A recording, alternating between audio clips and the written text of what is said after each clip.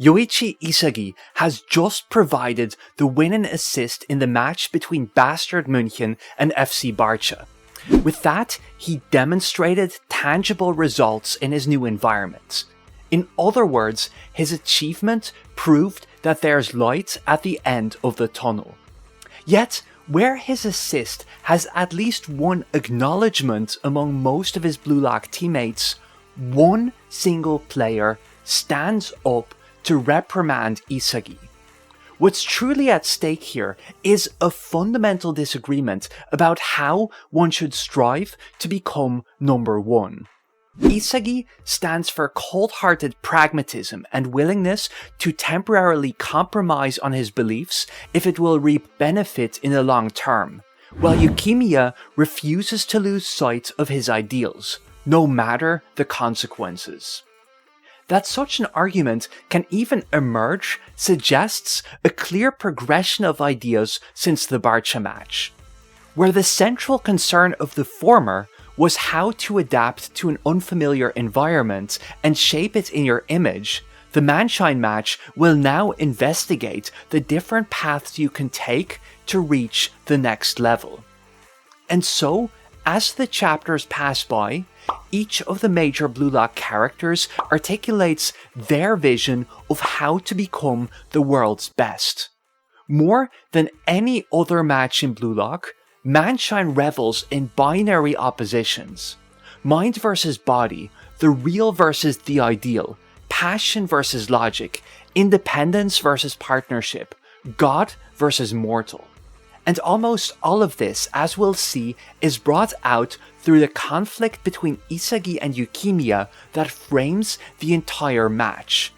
In this light, Manshine is strongly dissimilar from other parts of the story, which generally portray its football matches as contests between a justified and misguided philosophy, or as competitions to achieve a singular ideal. In the Manshine match, however, every perspective is revealed to be a crucial element to Isagi's journey all the way to the top. And how that plays out is the subject of this video.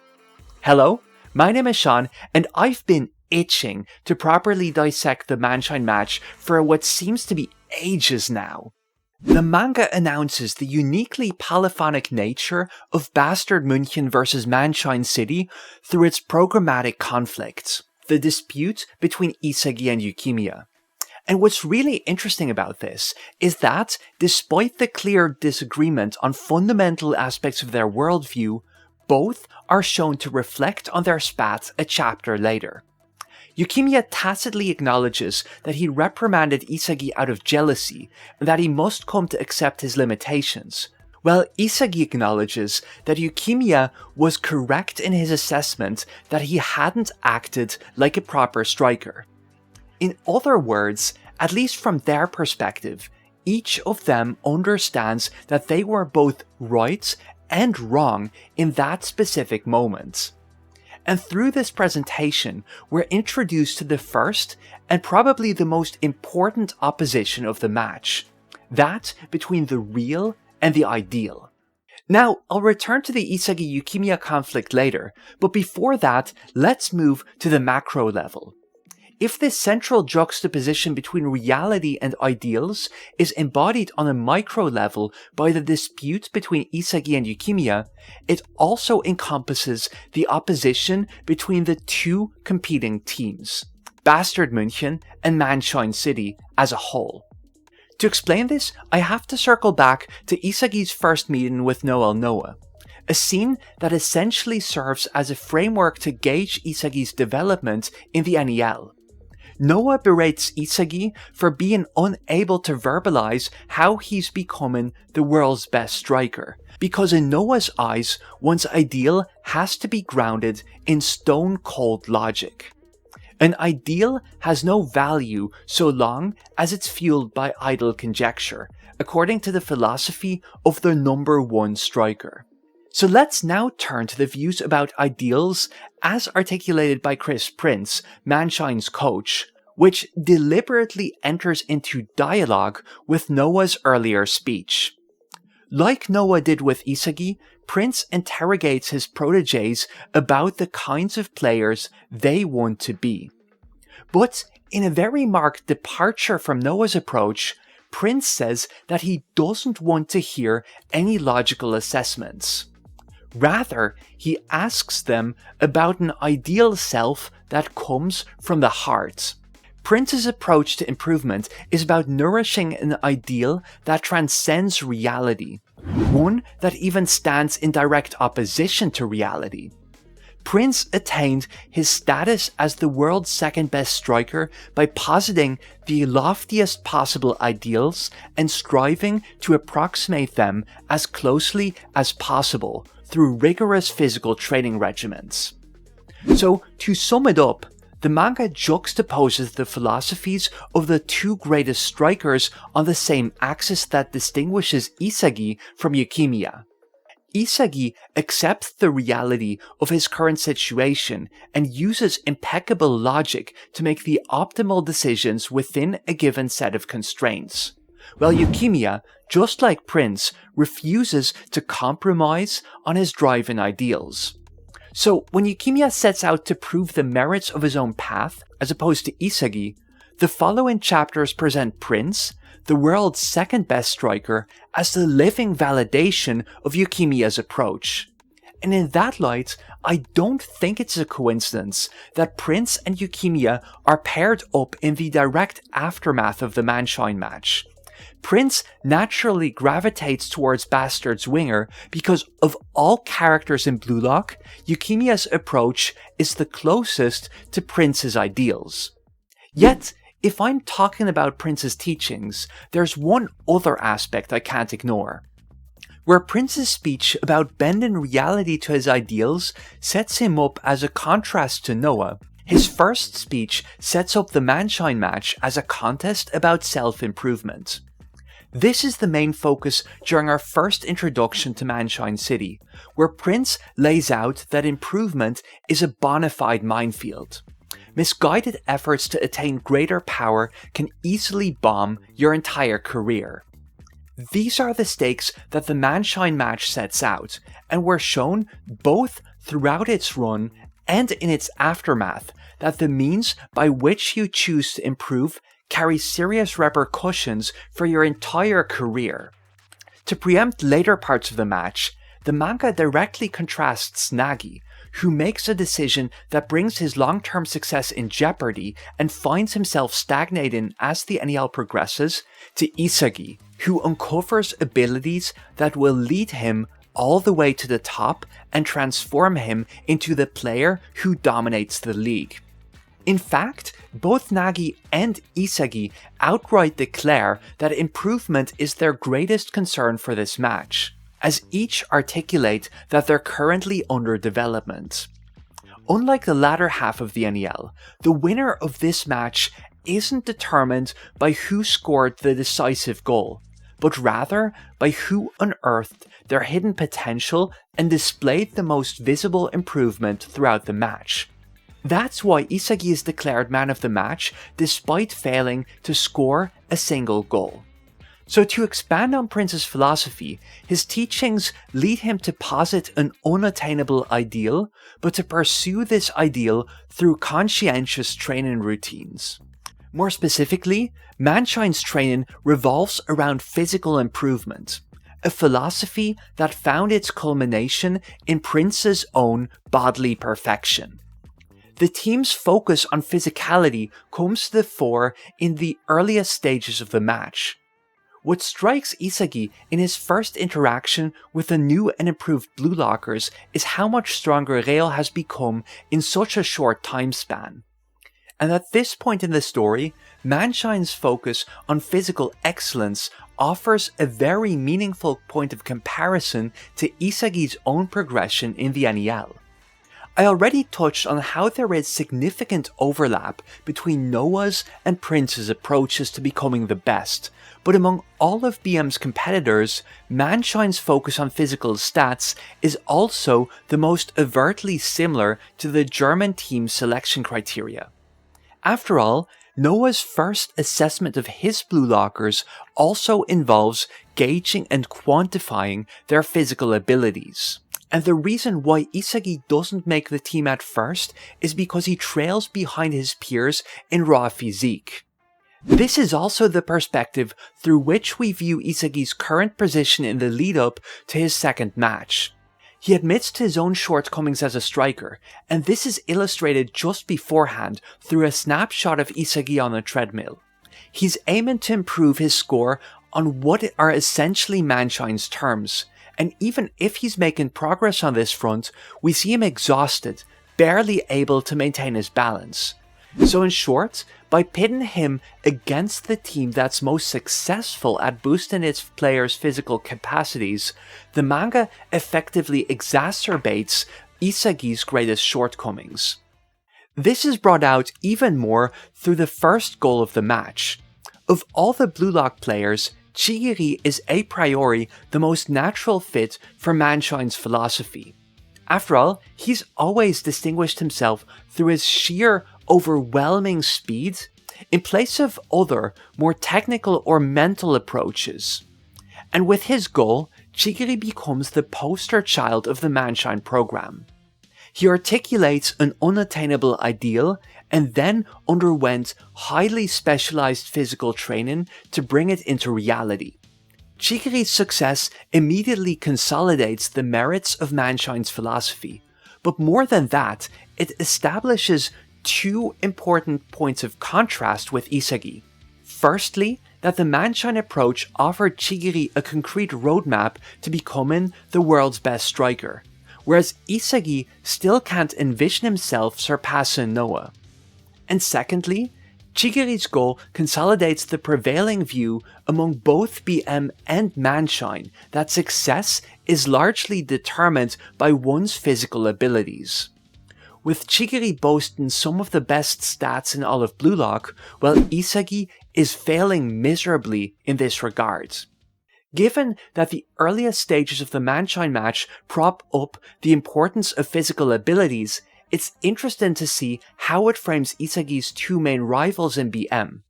In the chapter directly following Prince's introduction as the man with the perfect body, Kaiser tries to seduce Yukimiya to his side. And note how Kaiser is the only one without clothing here, flaunting his chiseled abs for all to see. So we've been prompted to understand that striving for physical perfection is a viable path to becoming the world's best striker. And then we get a scene that strongly suggests a correlation between Kaiser's status as the German team's reigning emperor and his impressive physical physique. And as Kaiser's declaration leads the Blue Lockers to contemplate their position within Bastard's throne wars, the camera pans over to the third major contender for the crown. We see Kunigami in the shower, a hulking mass of muscle who elbowed his way into the team through his sheer overwhelming physical assets. So in short, the lead-up to the Manshine match also draws attention to how Isagi falls short in the physical department compared to his main rivals as well. Turning back now to the opposing team, I've talked about how Chigiri flourishes in the Manshine system, and that's very much in contrast to Nagi and Reo. After all, the manga gives each of them an opportunity to make a shot at the goal in the early stages of the match, allowing us to compare and contrast the three players. Moreover, these shots are interspaced with the values expressed by each of the Blue Lock candidates, and these values are remarkably similar. When Chigiri is asked about his ideal self, he states that he wants to score goals without needing a pass. Reo in turn wants to become the world's best without relying on anyone else. This of course being a response to the second selection, where Nagi cast him aside in favour of a more interesting player. And in a similar vein, Prince concludes that Nagi's biggest shortcoming is his dependence on others, and therefore prompts him to try out a more proactive style of play, one that's less reliant on the quality of his teammates. So interestingly enough, each of Manshine's Blue Lockers aspires to become more independent from their peers, whether out of their own volition or as a result of Manshine's teachings. And although this isn't explicitly spelled out, I think this movement towards individualism goes hand in hand with Manshine's focus on physical excellence. After all, their environment perceives growth to be a matter of cultivating your muscles, or, to put it more abstractly, improving solely your individual abilities. But, as becomes apparent from the earliest moments of the match, the independence promoted by Manshine isn't guaranteed to produce results. Most notably, Reo kicks off the contest with an egotistical play that sacrifices Nagi in favour of scoring himself, only for his shot to be intercepted with ease. By implication, the individualistic approach is misguided in Reo's case, while Chigiri was allowed to score with the exact same mentality. And once again, the manga presents an alternative to Manshine's individualism on the other team. Enter Rensuke Kurona, the first Blue Lock candidate to be fielded in the NEL for his chemistry with another player. If everyone who went to Manshine aims to display their value by making high-level individual plays, Kurona is framed as the polar opposite. He has deliberately pivoted to a supporting role, and he truly comes into his own as Isagi's default passing option. And interestingly enough, the character who is foiled and frustrated by their orbital resonance is none other than Reo Mikage, the character most strongly associated with questions of partnership and interdependence in the entire manga. In this scene, Reo bears witness to the success of the Isagi-Kurona duo, who seem to have had a realistic chance of scoring if not for Kaiser's interference, right off the back of his own botched shot.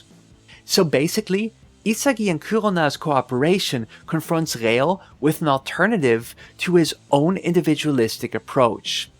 A kind of cooperation, as we will later see, that he thought he couldn't even wish for since his relationship with Nagi had broken down.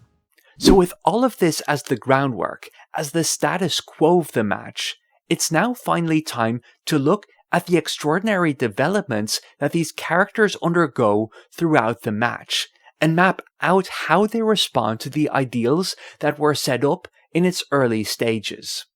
Let's start with nothing less than what is perhaps the biggest and most hype-inducing awakening in all of Blue Lock, Isagi's discovery of Metavision. If the Manshine match is a contest about growth, nothing comes close to Isagi's eye-opening realization that he has found a means to beat the entire world. In fact, Metavision forms the direct response to Noah's challenge at the start of the NEL. If Isagi's greatest shortcoming going into the arc is his inability to visualize himself as the world's best striker, he achieves a breakthrough that sets him up to reach the top by learning to visualize more than anyone else. At the same time, Metavision is also Isagi's effective answer to how Manshine and the match as a whole has defined growth so far. Up to this point, improvement has been equated to physical enhancements, both on the English side and among the German players. And as I noted earlier, if Isagi is measured on these terms, he is bound to fall short in comparison to his fellow players. In that light, the crowning achievement of Isagi unlocking Metavision is that he completely reframes the terms of the match by offering an alternative viewpoint on how to improve. Following Kaiser's goal, Isagi identifies his rival's two world-class weapons, Metavision and the Kaiser Impact. But where the Manshine squad is spellbound by Kaiser's lightspeed swing, after all, this is the kind of weapon that their new environment had prompted them to hone in on, Isagi is the only one who sees in Kaiser's other weapon a viable alternative means to improve. But Metavision is symbolic on a second level as well, and this is something I've previously discussed in my video on the metaphors of the Manshine match. For obvious reasons, I'll be retreading a fair bit of ground from that video over here, with some added context and insights. So if Metavision is Isagi's effective answer to his initial failure to visualize himself as the world's best, it also serves to juxtapose him to Yukimiya in terms of the match's programmatic conflict. In the lead up to the match, we see that Yukimiya is suffering from an eyesight condition that threatens to turn him blind. Now, it's obvious why this is a serious impairment to his ambition of becoming a professional football player, but this backstory also feeds into the symbolism of the Manshine match as a whole. Isagi's discovery of a new way to use his eyes is the groundbreaking revelation that lets him visualize himself as the world's best, while Yukimiya's vision, and thereby his ability to actualize his dream, is actively fading away. Moreover, Yukimiya's condition offers a justification for his short-sighted response to Isagi's decision in the Barca match, and explains why he and Isagi can't see eye to eye. Yukimiya fails to figuratively see the bigger picture because he's suffering from literal tunnel vision. So, when Isagi confronts him by saying that he isn't seeing reality, he's right in more ways than one. In short, the visual imagery that underlies the entire Manshine match explains why Isagi completely outperforms Yukimiya as soon as he acquires Metavision. But as everything in the Manshine match, even Metavision isn't a matter of objectively correct or incorrect approaches. I noted before that Metavision is Isagi's solution to his physical deficiencies in face of a team that revolves around maximizing your body's potential. But even so, it doesn't entirely supplant the value of the Manshine approach. One of my favorite instances of visual storytelling comes right off the back of Isagi's first Metavision attack. Just when he's about to score, Kaiser cuts off his shot course, and so Isagi's desperate efforts end up feeding Kunigami another assist. And in the confrontation that ensues, look at the way Kunigami and Isagi are framed. The page is split in two equal halves, each featuring one of the two strikers in a way that invites direct comparison. Here we see Kunigami, the blue locker who muscled his way onto Bastard's starting lineup through his overwhelming physical prowess, contrasted to Isagi, panting and barely able to stand straight after he got humiliated by his two main rivals. From the visuals alone, it seems very apparent which of the two has the upper hand, and yet we the readers know that our protagonist is completely in the right in this instance. The goal was only possible because of Isagi's extraordinary playmaking. So when Kunigami dismisses his rival's claims, he's basically proven Isagi's point that he doesn't understand anything about the underlying process.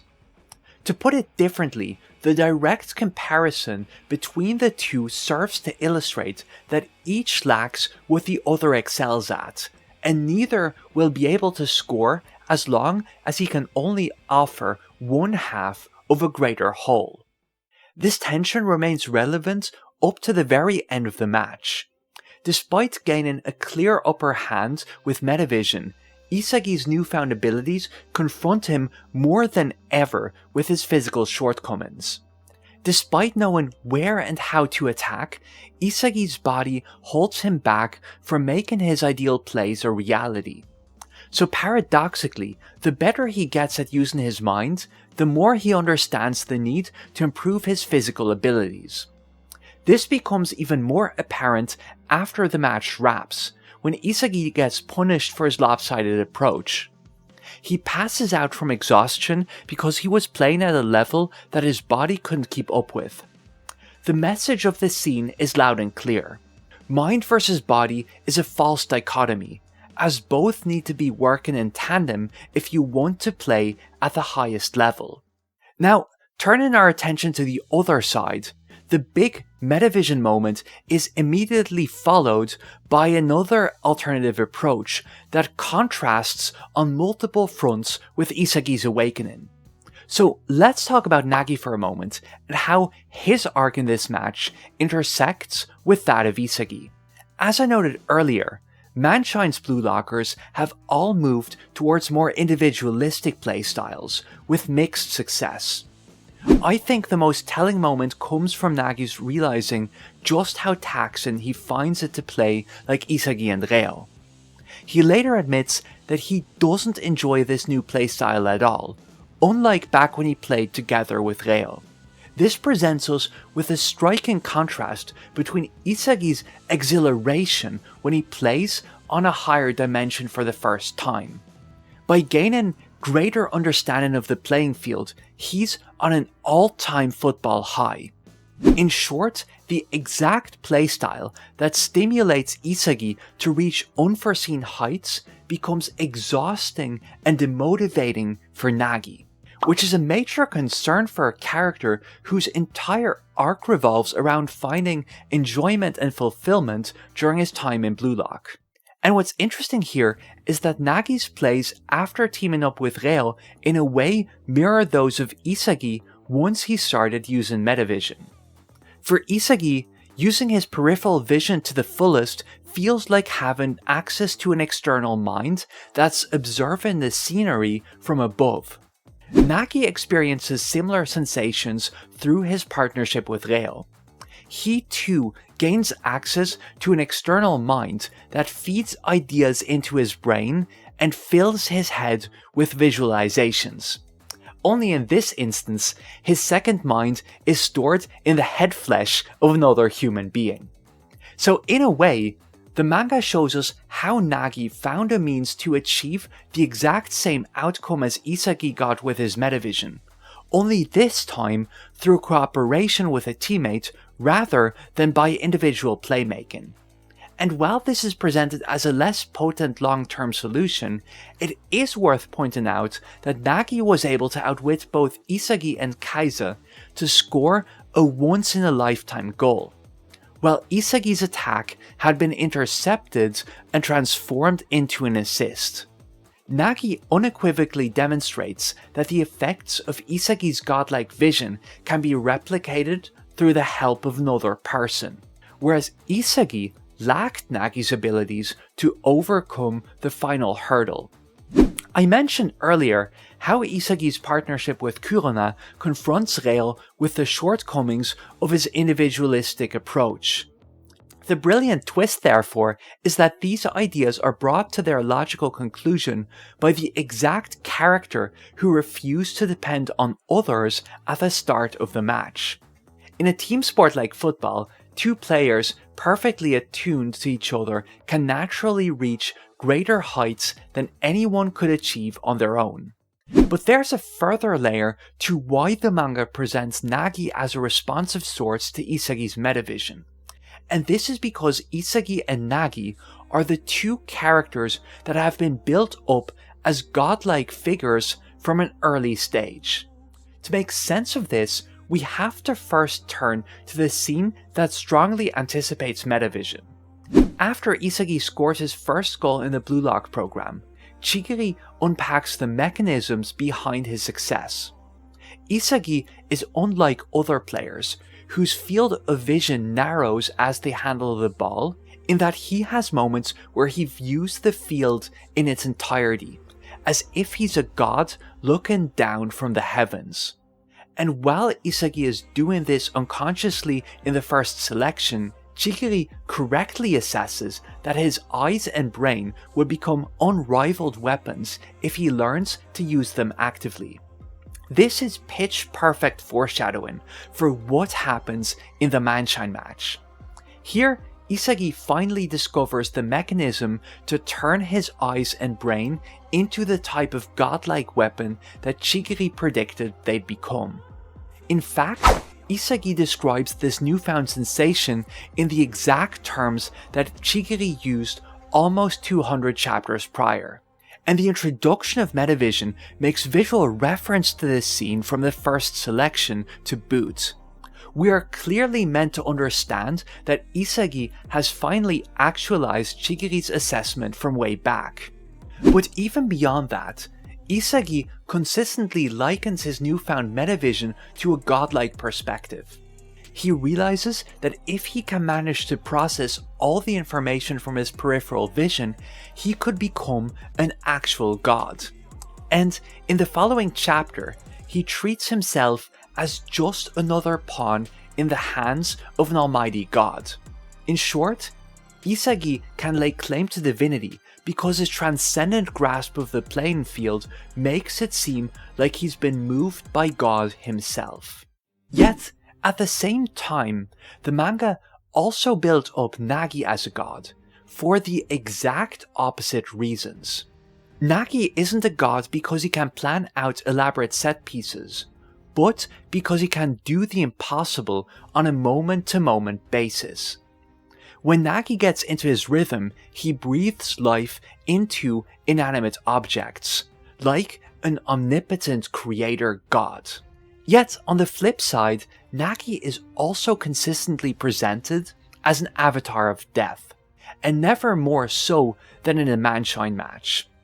This dichotomy is brought out most explicitly in the 2v2, where Nagi's scoring formula is comprised of his complete command over two types of traps. Aside from the aforementioned creator trap, he also showcases his black hole trap that nullifies the ball's momentum. In other words, Nagi also earns his title of god because of his unrivaled technique that makes him master over life and death. In fact, Nagi's association with death takes place at a very significant point in the story. In the last minutes of the match between Team Z and Team V, Isagi has shown his potential to become the field's god, and perfectly visualized the entire sequence that will let him score the final goal. But right then, Nagi sweeps in as a harbinger of death, killing off Isagi's vision of the field's future. At this moment, both players are slowly coming into their own as Blue Lock's resident gods. By implication, when Isagi has tapped into his divine vision, he can only be stopped by a rival deity. The other major instance where Nagi gets declared a god is in the 4v4, when Nagi scores his two-stage feint volley. And this is of course a moment that is directly recalled as Nagi scores his super goal in Manshine. If Nagi was already godlike with his two feint volley, we're left to ponder what heights he might have reached if he pulls off a goal from 5 consecutive traps. When Nagi gets his final pass from Reo, Isagi has fully prepared for a feint. After all, he recalls this move from the earlier match and is ready to counter it. So if this sequence granted Nagi godlike status back in the second selection, Isagi can shut it down this time around because this is the match where he awakened to his full divine potential. But as it turns out, this second confrontation between Isagi and Nagi is a reversal of roles compared to the ending of their first showdown. In both scenes, a striker has fully tapped into his divine abilities, but right then he's threatened by the other contender for the title of Blue Lock's resident god, only to outwit their rival at the very end. And this may be a bit of a reach, but have a look at the two spreads of Nagi and Isagi scoring their respective goals. There are substantial similarities in composition, but the two are facing opposite directions, almost as if Nagi is presented as a mirror image of Isagi. There's of course a reason why Manshine is calling to mind the final match of the first selection.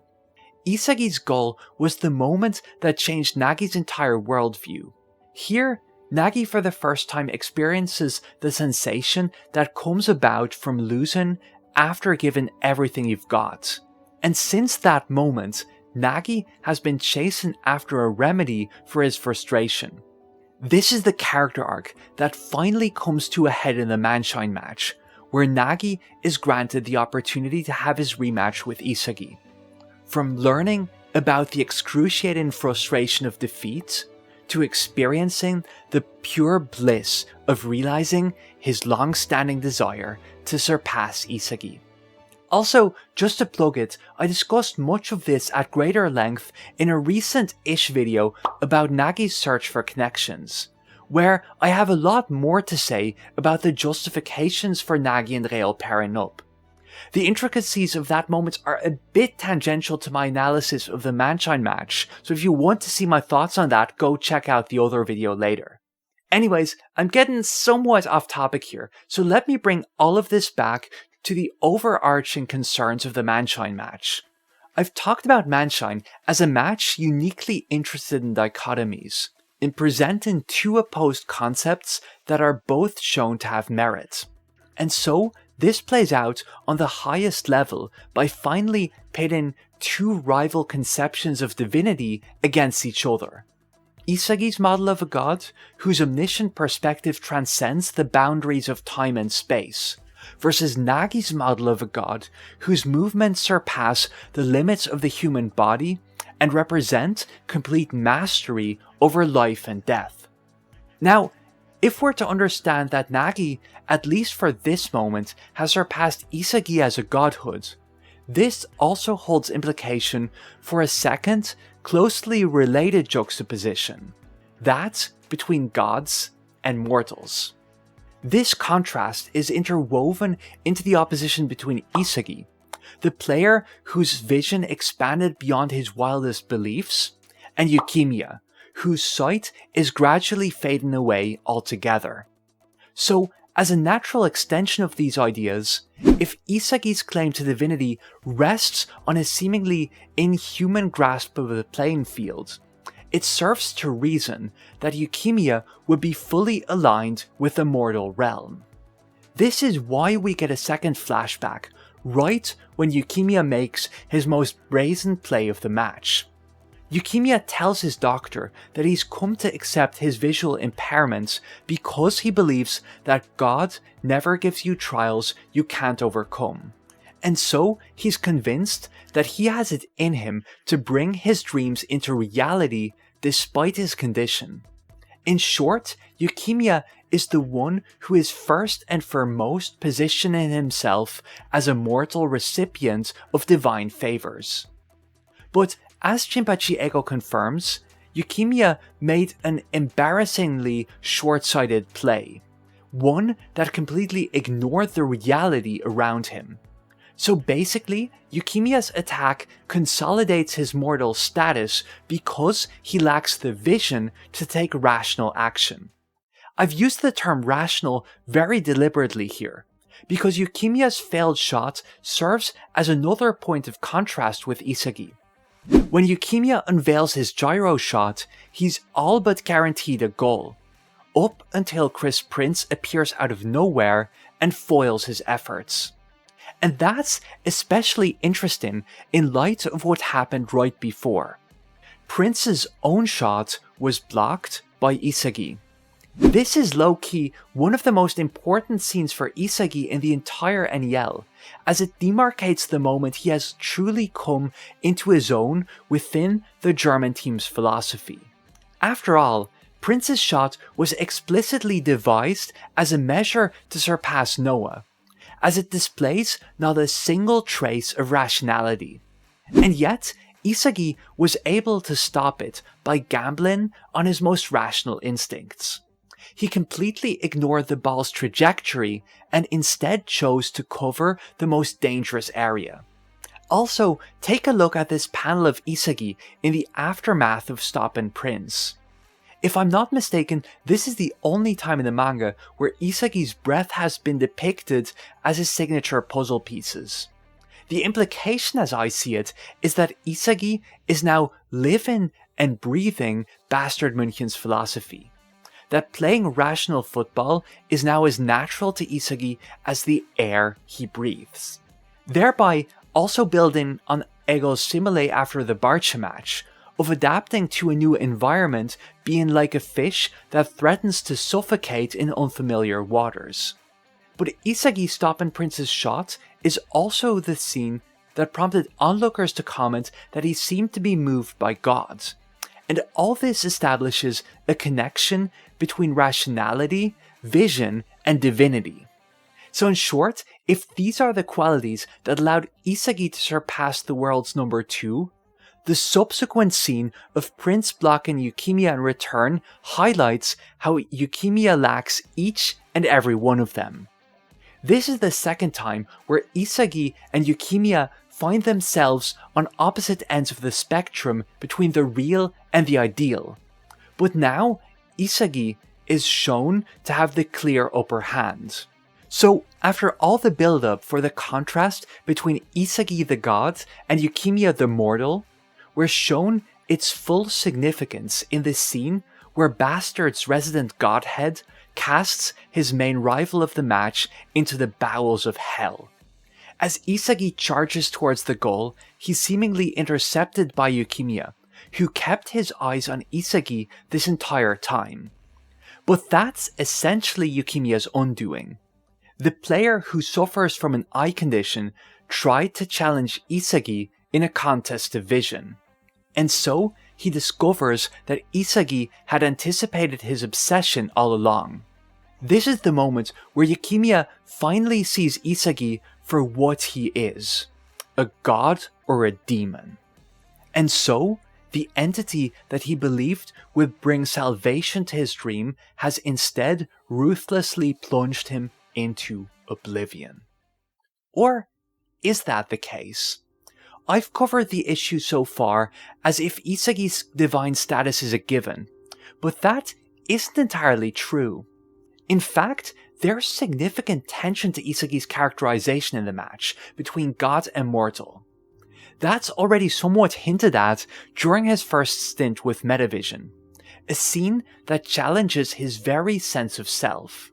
By acquiring a transcendent, godlike perspective, Isagi can treat himself as just another pawn in the hand of an omnipotent divinity. Yet, for all intents and purposes, we know that this isn't physically possible. Isagi is still a singular entity trapped inside a sack of flesh and bones, who by necessity always exists within a specific time and space, with all the disadvantages that come with such a state. And that point is proven seconds later. After all, if Isagi truly were an infallible, all-seeing god, he surely would have been able to avoid Kaiser's interference at the moment of impact. This point is belaboured even more explicitly towards the end of the match. More than ever, Isagi finds himself struggling with the gulf between the ideals he can now formulate and his physical limits. And this is when Noa confronts him with the reality of his situation. Isagi is not God, and therefore he has to discard his wishful thinking in favour of a rationally attainable outcome. So in short, the final moments of the Manshine match put Isagi's perceived godhood under even greater scrutiny. We get 2 back-to-back chapters. One where Noa tells Isagi to relinquish his notions of being a god. The next where Yukimiya proclaims him as just that. So now, before proceeding to the very last scenes, I want to bring all the scattered pieces together. What I've tried to uncover so far is that the Manshine match revolves around a series of oppositions that crop up in different configurations between the two teams and its major players. The match starts with a juxtaposition between the real and the ideal, represented by both Isagi versus Yukimiya on an individual level, and by Bastard München versus Manshine City on a macro level. You might also frame this as a contest between reason versus passion, in particular in the way Isagi is contrasted to the Nagi-Real duo in the latter stages of the match. Secondly, we get the emphasis on mind versus body, most notably in the difference between Manshine's approach and Isagi's Metavision. The match also interrogates the relative merits of individualism versus interdependence. Chigiri became one of the most potent threats on the field by doing everything in his power to perfect his own scoring formula, whereas both Nagi and Isagi can only reach their true potential when backed up by someone who brings out the very best in them, from Kurona to Reo to Noa. And finally, the manga introduces a whole series of discourses around the concept of divinity. The comparison between Isagi and Nagi offers opposing answers to the question of how to qualify godhood, while Isagi and Yukimiya both offer perspectives on humanity's proper place within the cosmic order. So up till now, I've been focusing on what the Manshine match is doing, but I've yet to address the biggest question: why is it doing all of this? To get to grips with Manshine's program, we need to turn to this scene with Blue Lock's resident mastermind, Jinpachi Ego, whose speeches are wont to serve as the word of God that frames the events of the story. After Yukimiya's failed solo play, he comments that success doesn't come to players who are drunk on their own stories. Ego's point, however, isn't first and foremost that Yukimiya overestimated his own abilities, although that is very much the case, of course. Instead, Ego proceeds to set out that Blue Lock isn't one story, but a series of interwoven stories. His story of creating the world's best striker, Anri's story of winning the World Cup, the stories of the viewers, and the stories of every player on the pitch. And so, success comes about not by forcing your story center stage, but through the intersection of each of these different stories. Ego's proclamation then segues directly into Isagi coming to the same realization. When Yukimiya flat out refuses Isagi's suggestion to cooperate, he comes to understand a very simple fact: that everyone views themselves as the protagonist of their own story.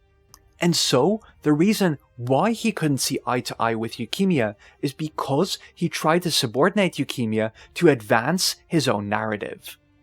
In fact, Isagi's tendency to view others as supporting actors was already hinted at in his first substantial play of the match. When the manga unveils his chemical reaction with Kurona, Isagi compares the movements of his new body to those of a moon that revolves around him. So in other words, Isagi perceives their relationship as one in which Kurona, the minor astronomical body, orbits around himself, the figurative center of Kurona's universe. It's hard not to see some soft parallels here between the implications of the orbital resonance imagery and Isagi's god complex later in the match.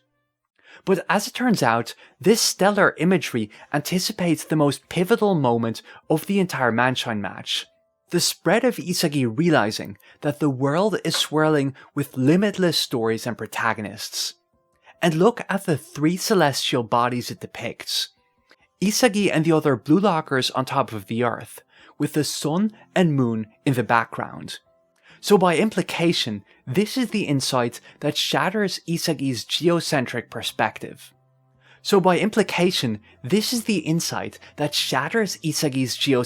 Worldview, the one represented by Kurona the moon, and shows him that even he is only a pale blue dot circling around an unfathomably vaster heavenly body that is the sun. This is the realization that has been built up before the Manshine match even began.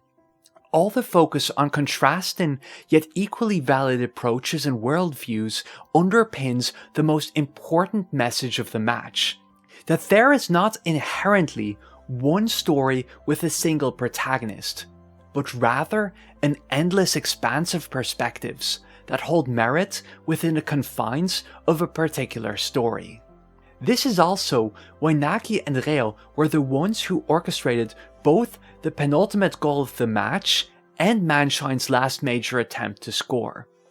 What allowed Nagi to briefly eclipse everyone in the field and become the protagonist of the entire planet, And note the astral imagery in the quote here was his willingness to incorporate another perspective into his story. And when Isagi finally shuts them down, he succeeded at this because he became attentive to the story each of them was trying to tell, because he is trying to see the world from his rivals' perspectives. Nevertheless, there's a paradox to Isagi's newfound approach, and this is the crux behind what might be my favourite ending to any match in Blue Lock. He tries to levy his realization that everyone is a protagonist towards the express purpose of making himself the true protagonist. Yet, this approach flies in the face of the very lesson he just learned, namely that he isn't the center of the world. In fact, these are the very characteristics that Yukimiya had laid bare in the confrontation that gave Isagi his insights about protagonist sense in the first place. That whenever Isagi takes the interests of others into consideration, he only does so to subjugate them to his own narrative. So that brings us to what is easily the most layered conclusion of any match in Blue Lock. As Isagi charges towards the goal, he uses Yukimiya as bait to shake off Manshine's defenders. It's a complete victory for Isagi and everything he stands for. The visionary effortlessly manipulates the blind man. The dreamer gets a douse of cold reality. The mortal gazes in abject terror at the face of God. But then Kaiser cuts in for a second time and stops Isagi from scoring. Yet, this time around, Isagi has a backup plan to ensure that he gets to one-up his rival. He passes backwards and thereby restores Yukimiya from the brink of death. And here's what makes this setup so interesting. By granting him a second chance, Isagi actually realizes Yukimiya's belief that God never gives you trials you can't overcome. Right after Yukimiya stared God in the eyes, that God meets out a final trial to let him come out victorious despite everything that stood in his way. And yet, now that he's come to see God for who he truly is, it's no wonder that Yukimiya is repulsed by the prospect of playing to Isagi's tune. And instead, we here witness the rebirth of Kenyu Yukimiya, the man who defies God. I've talked about the tension in Isagi's claim to divinity throughout the match, and this issue is settled once and for all by its conclusion. Right when Isagi thought he had perfectly orchestrated the winning goal, Rail jumps out of the woodworks and ready to intercept Yukimiya's shot. As it turns out, Isagi hadn't foreseen everything. Indeed, he never could have foreseen everything. But then, Yukimiya proves to have gone above and beyond, with a shot that transcends Isagi's wildest imaginations. And in doing so, Yukimiya has realized his ideal with a goal that surpasses even God himself. When matches close in Blue Lock, we usually see its scoring heroes exulting in their triumph, rightfully celebrating the vindication of their values, of their philosophies. Bastard München vs Manshine City is different. It's the only match in this series that concludes with its two winners issuing a heartfelt apology. At the most fundamental level, the conflict between Isagi and Yukimiya arose because both of them saw their own way as the right way, as the only way. But as the final moments of the match, or even the entire match itself taught them, neither of them was misguided in the first place. And more than that, they've witnessed how they were both elevated by this clash of values. And so, it's fitting that the Manshine match concludes with not just Isagi's eyes being open to new perspective. After all, Yukimiya's reward for overcoming all of his trials is an offer for his eyes to be treated. Now, let me tease one last thing before I let you go. Manshine is a match about the value of opening yourself up to different perspectives. which is played out through a rivalry between two players who couldn't see the world in more diametrically opposed ways. But why would this, of all topics, be a central focus in one of the 4 matches of the NEL? It almost makes me wonder if these lessons might be relevant to a very different rivalry as well. But that's a story for another day. Anyways, thanks to everyone who stuck through this entire video. Of all the match analyses I've made so far, this turned out to be the most difficult one to write by quite a margin. Turns out it's really hard to properly structure an argument that revolves around a series of intersecting concepts. Either way though, I really love working on these big ambitious projects, so let me know your thoughts about everything I threw at you for the past hour or so.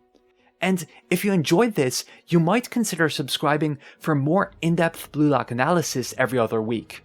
I've got a number of upcoming videos that I've been really excited to put out for quite a while now, so I'll hope you'll be back for more.